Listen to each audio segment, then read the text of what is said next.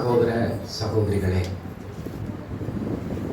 Africa நாட்டிலே ஒரு அருட்பணியாளர் மறை தூது பணியை செய்து கொண்டிருந்தார்.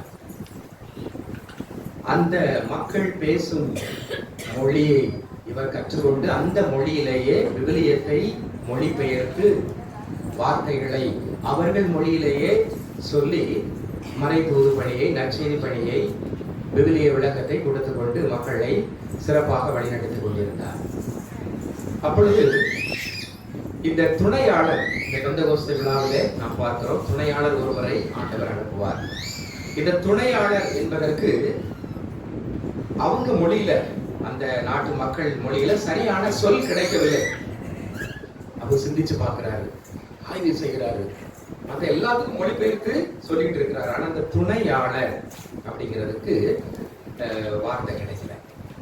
அப்படி இருக்கும் பொழுது, சிந்தித்துக் கொண்டிருக்கும் பொழுது, ஒரு நாள் நடந்த ஒரு நிகழ்ச்சி. ஒரு முரடன் ஒரு பெண்ணை துரத்தி கொண்டு வந்து தாக்குகிறான். அந்த நேரத்திலே அந்த முரடனை விட வலிமையான ஒருவன் வந்து அந்த முரடனை தாக்கி அந்த பெண்ணை காப்பாற்றுகிறான். காப்பாற்றி அந்த முரடனை கட்டி வைத்து அடித்தான் அந்த வலியவன். அப்போ மக்கள் எல்லோரும் அந்த வலியவனை பார்த்து செங்கா முக்வசி, செங்கா முக்வசி என்று சொல்லி ஆர்ப்பரித்தார்கள், சத்தம் போட்டாங்க. செங்கா முக்வசி அப்படின்னா என்ன? துணையாளர் அப்படிங்கிறது தான் அதுக்கு அர்த்தம். பாதுகாப்பாளர், ஒரு துணையாளர். ஆபத்துல ஒருத்தர் மாட்டிக்கிட்டு இருக்கும் பொழுது அவங்களை காப்பாத்தி அவங்களுக்கு துணையாக நான் இருக்கிறேன் அப்படின்னு வந்து நிக்கிறாங்க பாத்தீங்களா, அதுதான் துணையாளர். அதுதான் செங்கா முக்வசி அவர்கள் மொழியிலே. அன்புக்குரியவர்களே, நாம் பெந்தகோஸ்தே பெருவிழாவை கொண்டாடுகிறோம். ஆண்டவர் இயேசு உயிர்ப்பு பிறகு, பாஸ்காவுக்கு பிறகு 50வது நாளிலே இந்த பெந்தகோஸ்தே பெருவிழாவை கொண்டாடுகிறோம். ஆண்டவர் நமக்கு செங்கா முக்வசியை அனுப்புகிறார். அப்படின்னா ஒரு துணையாளரை அவர் நமக்கு அனுப்புகிறார். யோவான் நற்செய்தி 14ஆம் அதிகாரம் 26.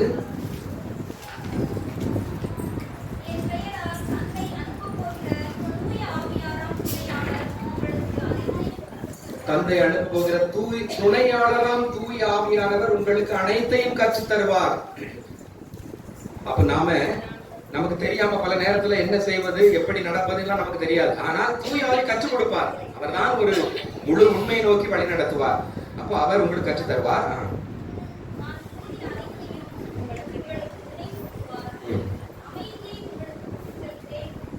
சரி, அப்போ துணையாளராம் தூய் ஆவி அவர் உங்களுக்கு கற்றுத் தருவார்.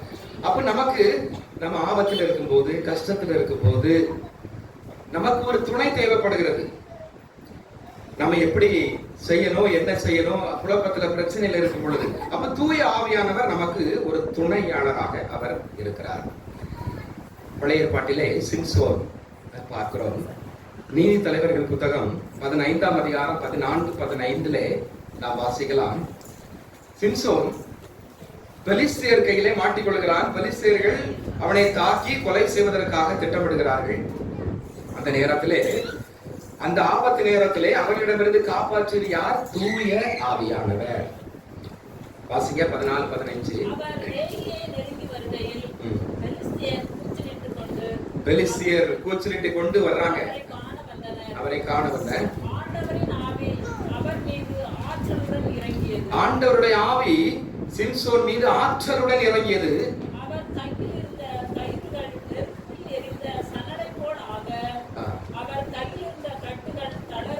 கையில் இருந்த கட்டுகள் எல்லாம் தளர்ந்து போயின.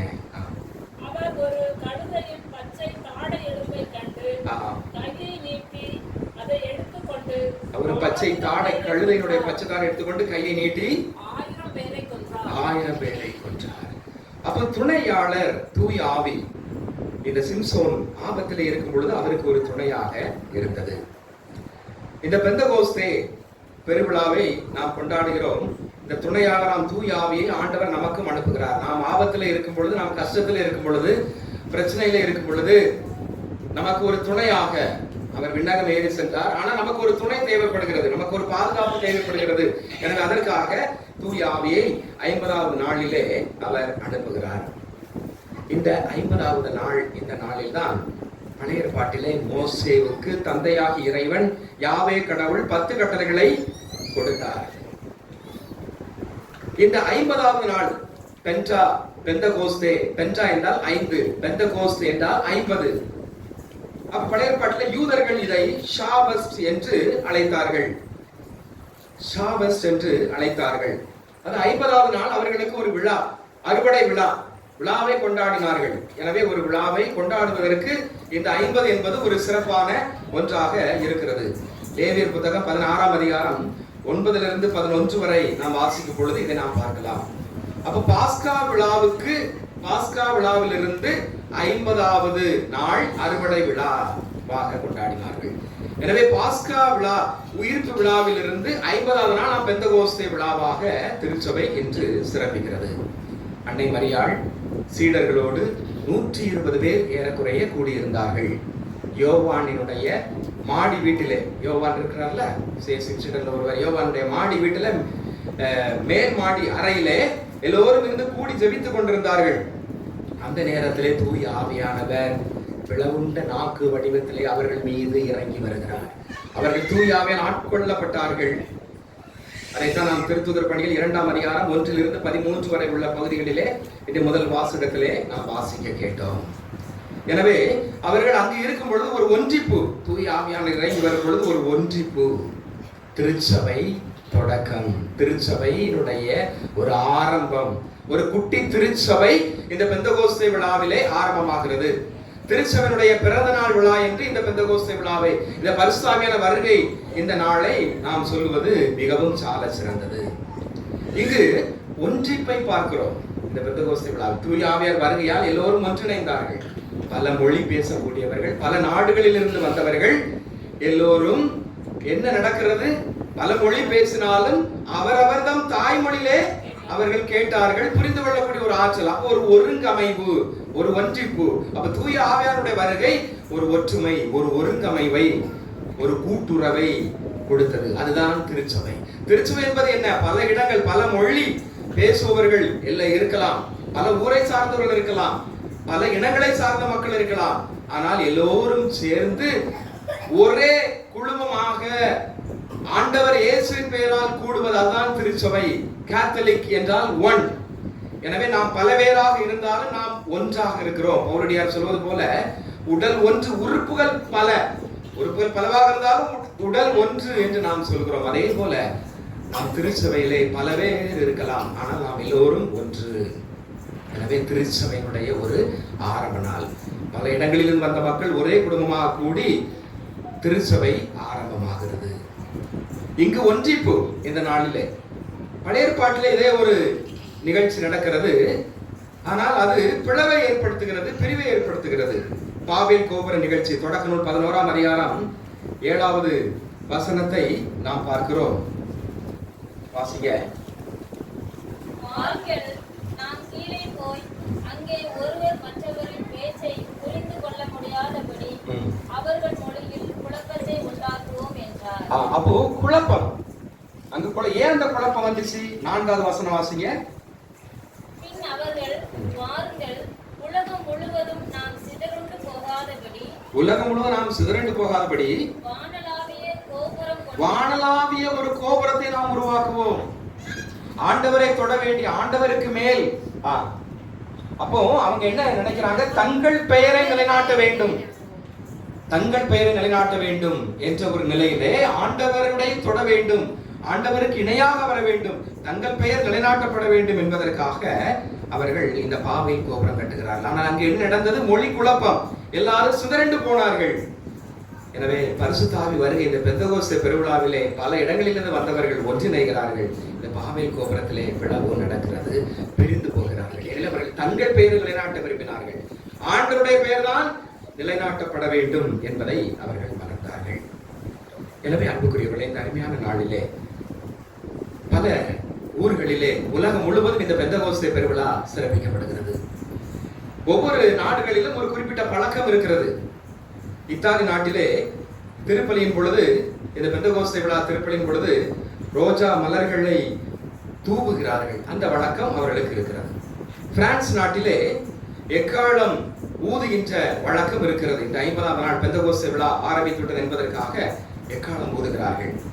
இங்கிலாந்து நாட்டிலே எல்லோரும் வெள்ளை நிற ஆடை அணிந்து இசை வாத்தியங்கள், இசை கருவிகள் எல்லாம் முழங்க அதை இசைத்துக் கொண்டு அணிவகுப்பாக ஆலயத்திற்கு சென்று இந்த விழாவை சிறப்பாக கொண்டாடுகிறார்கள். இப்படி இந்த பெந்தகோஸ்தே விழா உலகமெங்கும் பல விதங்களிலே கொண்டாடப்படுகிறது.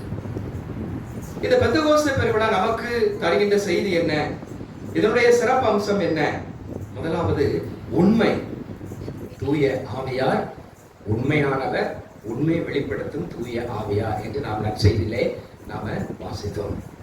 யோவான் நற்செய்தி 16ஆம் அதிகாரம் 13, யோவான் 16:13.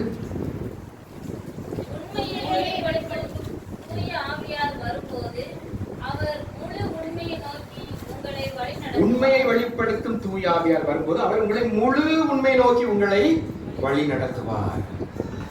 அப்ப முழு உண்மை. இன்னைக்கு உலகத்துல உண்மை, நம்ம சமூகத்துல குடும்பத்துல உண்மை இல்லை, போலிதான், ஏமாற்று, பொய் சொல்லுதல் அதிகமாக இருக்கிறது. உண்மையாக நடத்தல் இல்லை, போலியான ஒரு வாழ்க்கை வாழ்ந்து கொண்டிருக்கிறோம், உண்மையான ஒரு வாழ்க்கை இல்லை. அப்ப தூய ஆவியானவர் நம்மை முழு உண்மை நோக்கி வழி நடத்துவார். உண்மையாக இருந்தா யாருக்கு லாபம்? உண்மையாக இருந்த இந்த உலகத்துல யார் நம்மளை மதிப்பாங்க? உண்மையாக இருந்தா நமக்கு எதுவுமே நடக்க போறதில்லை அப்படிங்கிற மாதிரி தான் ஒரு மனநிலை இன்னைக்கு இருக்குது. உண்மையா இருந்தா எலிச்சவாய் தான் உண்மையா இருப்பான். கரெக்ட். அப்போ உண்மைக்கு இடம் இல்லை. எல்லா இடங்களிலும் இன்னைக்கு பார்க்கும்போது உண்மை இல்லை. பொருட்கள் எடுத்தாலும் உண்மை இல்லை. நம்ம வீட்டில் பயன்படுத்தக்கூடிய பொருட்கள் என எல்லாத்துலயுமே உண்மை இல்லை. போலி, ஃபேக். செய்திகளிலும் உண்மை இல்லை, ஃபேக் நியூஸ் தான். போலி செய்திகள் தான் அதிகமாக ஸ்பீடா பரவுது.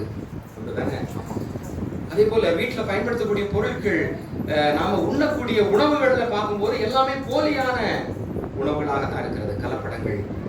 வெளியே பார்க்க நல்லா தரம் வாய்ந்தது போல தெரியான உள்ள போலி, உண்மை இல்லை.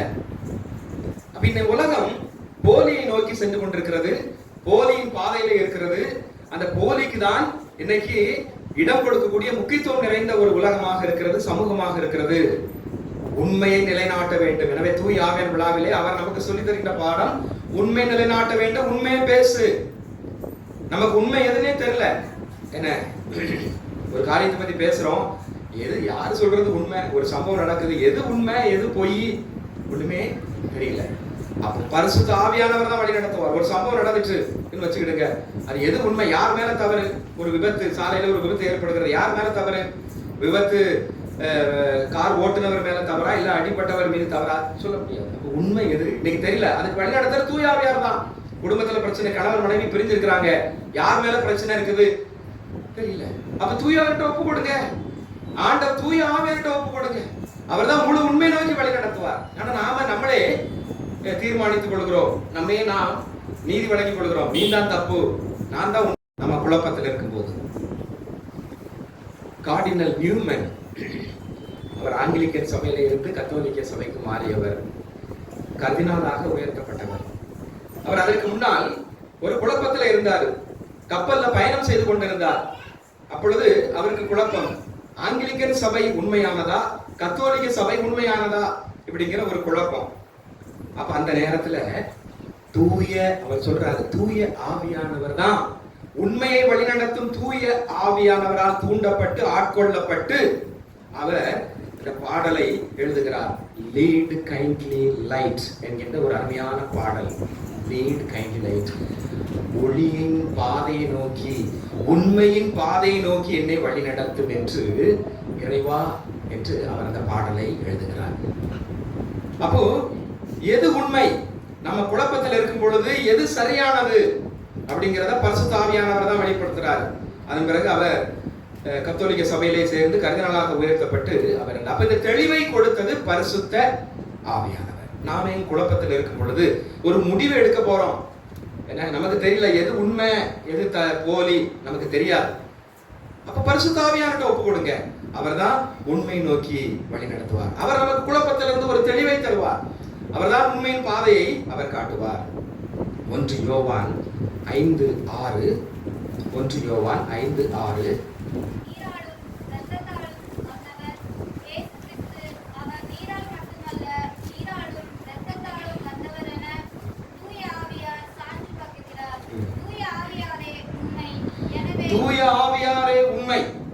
இயேசு ரத்தத்தினால வந்தாரா நீரினால வந்தாரா?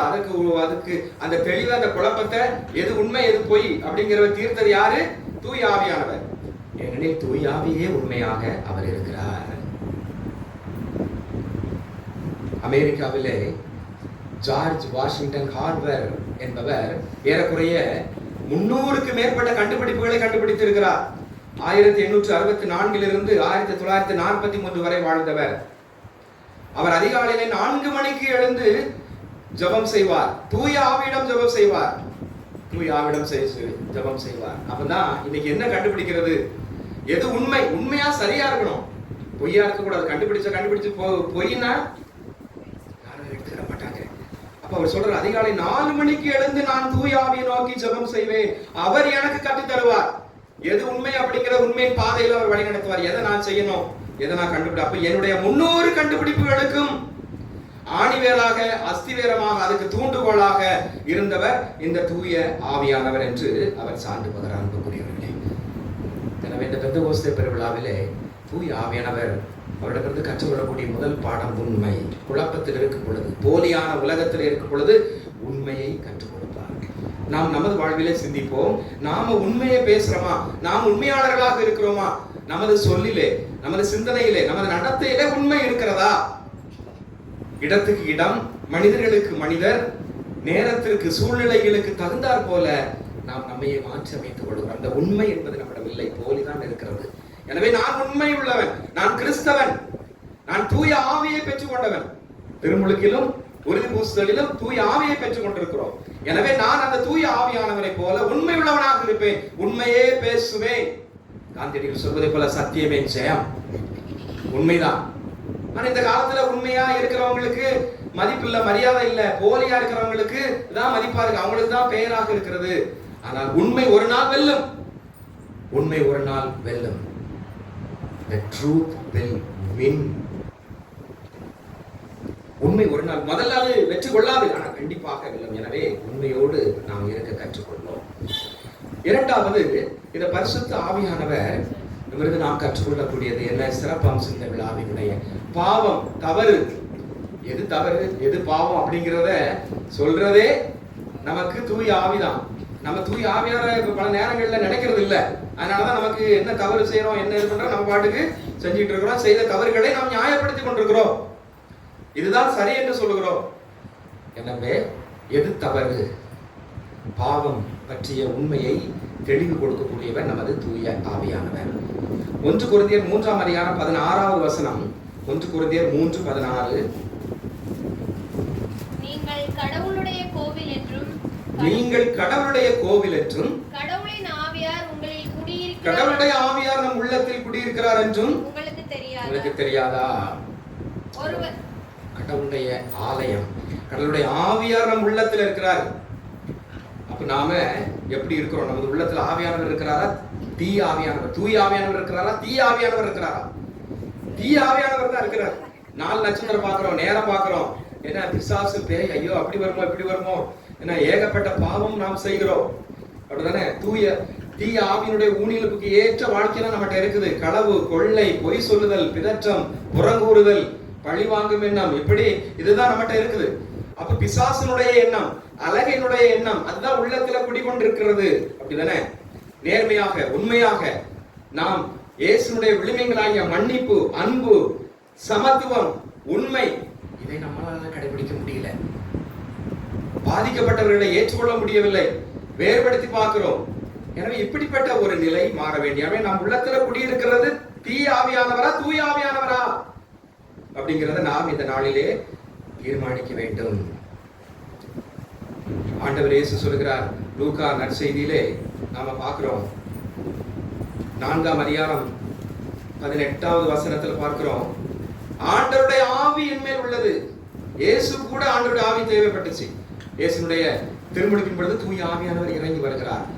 அப்ப அவருடைய பணி ஆரம்பிக்கும் பொழுது தூய ஆவியானவர் தேவைப்பட்டது. ஆண்டவருடைய உள்ளத்திலே இருந்தது தூய ஆவியானவர். எனவே நமது உள்ளத்துல தூய ஆவியானவர் இருக்கிறாரா, தீய ஆவியானவர் இருக்கிறாரா? பாவம் தான் நிறைய இருக்கிறது, ஆண்டவர் இல்ல. என் உள்ளத்துல ஆண்டவர் இல்ல, நல்ல பண்புகள் இல்ல, நல்ல குணாதிசயங்கள் இல்ல, நல்ல சிந்தனை இல்ல, நல்ல சொல் இல்ல, நல்ல நடத்தை இல்ல. அது இந்த உலகம் ரொம்ப அதிகமாக பாவங்களை கட்டி கொண்டிருக்கிறது. தொலைத்தொடர்பு சாதனங்கள், திரைப்படங்களினுடைய விழுமியங்கள், இன்னும் தவறான தொடர்கள், இவைகள் காட்டக்கூடிய விழுமியத்தில் நாம் மூழ்கி விட்டோம். இன்னும் நாம நிறைய விஷயங்களுக்கு நாம அடிமையாக இருக்கிறோம். பசங்க அலைபேசி, பசங்கன்னு இல்லை எல்லாருமே தான். அப்போ பெண்கள் கூட இன்னைக்கு பாக்குறாங்க. அப்போ நிறைய இன்னைக்கு அலைபேசியில உள்ள செயலிகள் நம்மை தவறான ஒரு பாதைக்கு, பாவத்திற்கு, அப்ப அதுதான் நம்ம உள்ளத்துல குடிகொண்டிருக்கு. தூய ஆவியானவர் இல்லை. அப்ப அதனால நாம பாவத்துல அதிகமாக நாம் விழுகிறோம். எனவே இத்தகைய சூழலில் நாம் பாவம் செய்யாமல் இருக்க, சோதனையில விழாமல் இருக்க தூண்டுகிறவர் யாரு? பரிசுத்த ஆவியானவர். அப்ப தூய ஆவியானவரை தேடணும். தூய ஆவியே, நான் பாவம் செய்யாமல் இருக்க எனக்கு வழிதாங்க. காலையில எழுந்திருச்சு ஜெபம் செய்யணும். காலையில எழுந்த உடனே இந்த நாளை நல்லதாக மாற்றும் ஆவியே, இந்த நாள்ல என் உள்ளத்தை கலங்கப்படுத்தாம பார்த்து கூட என் உள்ளத்துல நீர் இருக்கிறீரு. நான் எந்த பாவமும் செய்யக்கூடாது, எந்த தவறும் செய்யக்கூடாது, அடுத்தவங்களை நான் காயப்படுத்தக்கூடாது. என் வாயில இருந்து வர்ற வார்த்தை ஆசீர்வதியும், என் உள்ளத்திலிருந்து வரக்கூடிய சிந்தனை ஆசீர்வதியும், என் நடத்தை ஆசீர்வதியும். போதும், இந்த ஜெபமே போதும் அன்புக்குரியவர்களே. காலையில எந்திரிச்சு நாம ஜெபம் செய்யறோமா? இந்த ஜெபம்லாம் இப்ப இல்ல. காலையில ஜெபிக்கிற ஜெபம் போயிடுச்சு. பரிசுத்த ஆவியானவரை தேடுறதே இல்ல. அதனாலதான் தீய ஆவியானவர் உள்ள வந்து உட்கார்ந்துக்கிறார். அதனாலதான் தீய பழக்க வழக்கம் நம்மிட அதிகமாக இருக்கிறது. எனவே இரண்டாவது அவர் கற்றுத்தரக்கூடியது, தூய ஆவியான உள்ளத்தில் குடிகொள்ள வேண்டும். அவர் நமக்கு நிறைய உண்மையை நோக்கி உள்ளத்தை தூய்மைப்படுத்துவார். மூன்றாவது ஜெபம். எப்படி ஜெபிக்க வேண்டும்? ஜெபத்திலே பராக்குகள் இருக்கிறது. ஜெபம் செய்ய முடியவில்லை, ஜெபத்திலே தளர்ச்சி ஏற்படுகிறது. அந்த நேரத்துல தூய ஆவியானவர் தான் நமக்கு கற்றுக் கொடுக்கிறார். ரோமேயர் 8:26. ரோமேயர் 8:26. தூய ஆவியார் நமது வலுவற்ற நிலையில் நமக்கு துணை நிற்கிறார். தூய ஆவியார் நமக்கு வலுவற்ற நிலை, நம்ம வலுவற்றவர்கள். பாவம் செய்யலும் சரி, ஜெபம் செய்யலும் சரி, பராக்கு வந்துருது. திடீர்னு நமக்கு நிறைய சிந்தனைகள் வருது. குரங்கு போல மனம் அங்கு அலைவாய்ந்து கொண்டிருக்கிறது. அதனால நம்ம சிந்தனையை ஒரே ஒருமுகப்படுத்தி ஜெபம் செய்வதற்கு ரொம்ப கஷ்டம் இந்த காலத்துல. அப்போ நமது வலுவின்மை அதுல துணையாக இருக்கிறது. அதை நம்மை போக்கி ஜெபத்தில் நிலைத்திருக்க செய்தவர் தூய ஆவியார். ஏனெனில் எதற்காக எப்படி நாம் இறைவனிடம் வேண்டுவது என்று நமக்கு தெரியாது. தூய ஆவியார் தாமே சொல் வடிவம் பெற முடியாத, தூய ஆவியார் தாமே சொல் வடிவம் பெற இயலாத நம்முடைய பெருமூச்சுகளின் வாயிலாய் நமக்காக பரிந்து பேசுகிறார். அப்ப ஜெபத்துல நம்ம ஜெபம் கேட்கப்படணும், தூய ஆவியானவர் பரிந்து பேசுகிறார். நம்ம வலுவற்றவர்கள், வலு குறைந்தவர்கள். எனவே இப்படிப்பட்ட நேரத்துல தூய ஆவியானவர் நம்மை வழி நடத்துகிறார்.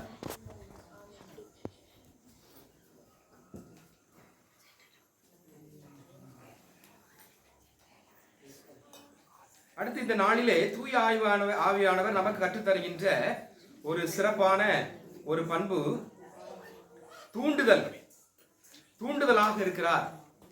நம்மை வழிநடத்தி நம்மை தூண்டுதலாக இருக்கிறார். தொடக்க நூலிலே 1ஆம் அதிகாரம் 2வது வசனத்தில் நாம் என்ன வாசிக்கிறோம்? தூய ஆவியானவர் நீரின் மீது அசைவாடி கொண்டிருந்தார். ஒரு தூண்டுதல். திருத்துதர் பணிகள் 2ஆம் அதிகாரம் 4வது வசனம். திருத்துதர் பணிகள் 2ஆம் அதிகாரம் 4வது வசனம்.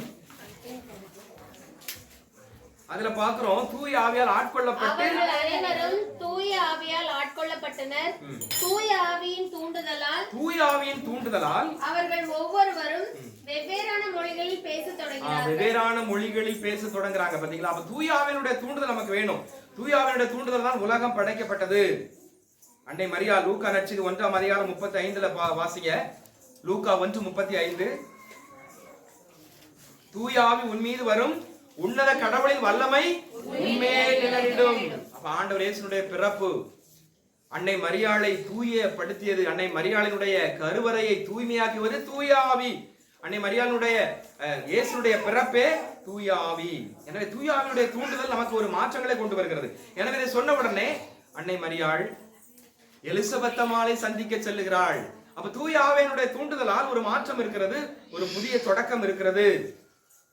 சிம்சோனுடைய வாழ்க்கையிலே பாருங்கள், சிம்சோனுடைய பிறப்பே தூய ஆவியினுடைய தூண்டுதல்.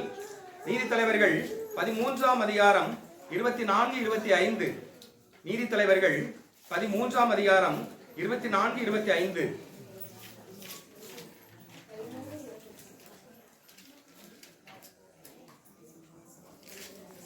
அப்பெண் ஒரு மகனை பெற்றெடுத்து அவனுக்கு சிம்சோன் என பெயரிட்டார். சிம்சோன் என பெயரிட்டார். பையன் வளர்ந்து பெரியவனானான். ஆண்டவர் அவனுக்கு ஆசி வழங்கினார். பையன் வளர்ந்து பெரியவன், ஆண்டவர் அவனுக்கு ஆசி வழங்கினார். சோராவுக்கும் எசுத்தாவேலுக்கும் இடையே அவன் இருக்கும்போது, சோராவுக்கும் எசுத்தாவேலுக்கும் இடையே அவன் இருக்கும்போது, அவங்க தான் அப்பா அம்மா. ஆண்டவரின் ஆவி அவனை தூண்டத் தொடங்கியது. ஆண்டவரின் ஆவி அவரை தூண்டத் தொடங்கியது. அப்ப அதனாலதான் சிம்சோன் நீதி வழங்கக்கூடிய ஒரு ஆற்றலை பெறுகிறார், வல்லமை பெறுகிறார். எனவே இந்த தூய ஆவியானவர் நம்மை தூண்ட வேண்டும். அன்னை மரியாளை தூண்டியவர், இயேசுவை தூண்டியவர், சிம்சோனை தூண்டியவர், இன்னும் எல்லா இடங்களிலும் பல புனிதர்களை வழிநடத்தியவர், நம்மையும் தூண்ட வேண்டும். அப்போ இந்த நாளிலே பரிசுத்த ஆவியானவருடைய ஒரு சிறப்பு அம்சம் தூண்டுதல். தூண்டுதல். எனவே இந்த தூய ஆவியானவர் தூண்டுதலால் நாம் இயக்கப்பட வேண்டும். நாம் இயங்குபவர்களாக நாம் இருக்க வேண்டும்.